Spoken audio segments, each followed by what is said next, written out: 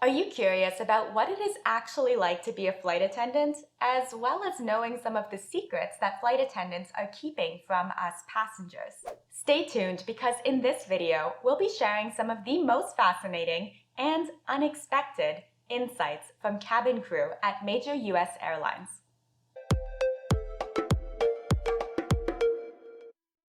Have you ever wondered why you are asked to put your phone away during takeoff and landing? It's not because your phone is going to interfere with the multi-million-dollar aircraft.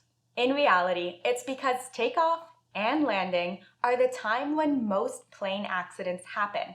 And then if there is an accident, your phone could become essentially a projectile missile, putting you and others at risk. There are many reasons behind all of the things that a flight attendant is going to ask you to do, such as stowing your tray table so it's easier to evacuate in the case of an emergency, as well as keeping your window shades open so emergency crew on the outside can see inside the plane in the event of a crash landing. But your flight attendant is probably quite sleep deprived and does not want to explain all of this to you, so just do it. Speaking of being sleep deprived, it's not just pilots and us passengers that struggle with getting on regular sleeping schedules when traveling across multiple time zones. While pilots will sometimes take naps in the cockpit, flight attendants actually have their own private sleeping quarters called crew rest compartments. Flight attendants take turns resting in these compartments during long flights and in between the meal services. While the compartments are completely off limits to passengers, you may be able to spot the entrance to these secret bedrooms from the cabin on some planes. Many passengers also don't know about the strange items that are also hidden around the cabin. These items may include handcuffs, axes, crowbars, defibrillators, extra oxygen, and fire extinguishers. But what I find most fascinating would be the things that are hidden in plain sight. Let us know down in the comments if you noticed that there was an ashtray in the airplane washroom the last time you flew. When you think back, there probably was, but it's something that we never think about, despite smoking being highly illegal on planes. The reason that ashtrays are usually still installed, even on brand new aircrafts, is because that there probably is going to be that passenger that decides to smoke anyway. It is much safer for the crew and all of us passengers if that smoker decides to put their cigarette into the ashtray as opposed to into the trash can where it's going to cause a fire. Keep in mind that all bathrooms also have smoke detectors and you are going to be in big trouble if you are caught smoking. In addition to being on the lookout for smokers in the bathroom, flight attendants are trained to do a heck of a lot more than you would expect. They know how to use all of those hidden items like axes and crowbars, as well as perform life-saving actions like CPR and no self-defense for their own protection.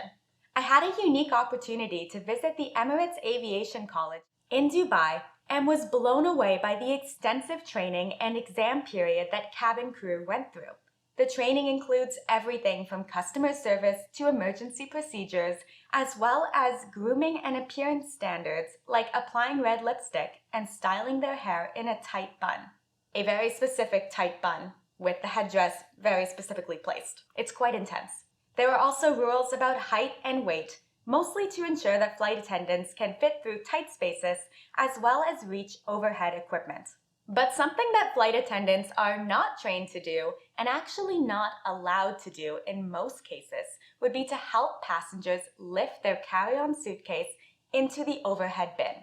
Try asking another passenger for help before asking the cabin crew for assistance and putting them in a tough position. They probably want to help you, but if they do help you and then end up injured, they might be getting themselves into trouble with the airline and potentially not have their time injured compensated since they were doing something they were not supposed to be doing. Flight attendants also need to know the meaning and how to respond when different chimes are played throughout the cabin, as well as when the pilot is announcing different codes over the speaker. Anyone that has ever flown is familiar with the chimes that play over the speaker before meals or when the fasten seatbelt sign is being turned on and off.